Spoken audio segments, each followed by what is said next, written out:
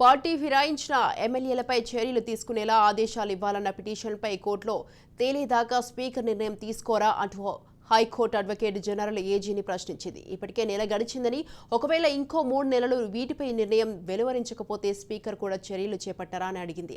BRS తరపున ఎన్నికై కాంగ్రెస్లో చేరిన ఎమ్మెల్యేలు తెల్లం వెంకట్రావు, కడియం శ్రీహరి, దానం నాగేందర్లపై అనర్హత వేటు వేసేలా స్పీకర్కు ఆదేశాలు జారీ చేయాలంటూ భరాస ఎమ్మెల్యేలు పాడి Kaushik Reddy, KP Vivekanand, BJP LP నేత మహేశ్వర్ రెడ్డి దాఖలు చేసిన వేర్వేరు పిటిషన్లపై జస్టిస్ బి విజయసేన్ రెడ్డి మరోసారి విచారణ చేపట్టారు.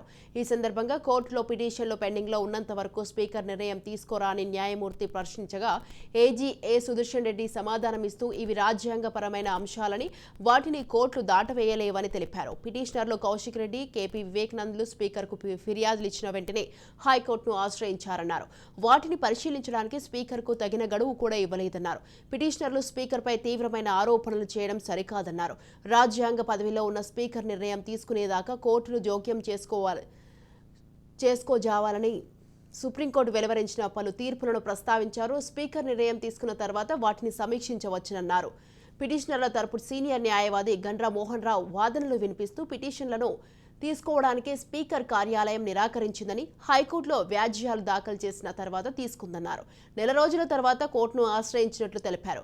ట్రైబ్యునల్గా స్పీకర్ నిర్దిష్ట గడువులోగా పిటిషన్లను తేల్చాల్సి ఉందన్నారు. వీటిపై మంగళవారం కూడా వాదనలు కొనసాగనున్నాయి.